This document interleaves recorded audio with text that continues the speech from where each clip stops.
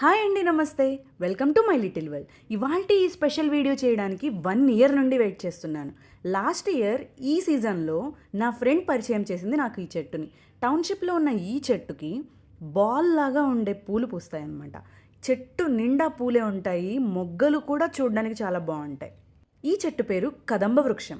అయితే కదంబ వనవాసిని అంటాం కదా, పార్వతీదేవికి ఈ చెట్లు ఉన్న వనంలో ఉండడం చాలా ఇష్టమంట. మధుర మీనాక్షి నివసించే ఆ చోటుని కదంబ వనం అని పిలిచేవారంట. ఈ చెట్టు దేవతా వృక్షమే కాదు, ఔషధ గుణాలు ఎన్నో ఉన్న చెట్టు. ఈ పూలని పూజకు ఉపయోగించడమే కాకుండా పర్ఫ్యూమ్స్ తయారు చేయడానికి కూడా యూస్ చేస్తారు. ఈ ఆకుల రసాన్నైతే పాము కాటుకి విరుగుడుగా కూడా వాడతారు. ఈ పువ్వులో మనకు కనిపించే ఆ వైట్ వైట్ రెక్కలు అనేవి 108 ఉంటాయంట. ఇది నాకు చాలా స్పెషల్ ఫ్యాక్టర్ అనిపించింది. వీడియో నచ్చితే లైక్ చేయండి. మరిన్ని వీడియోస్ కోసం సబ్స్క్రైబ్ టు మై ఛానల్.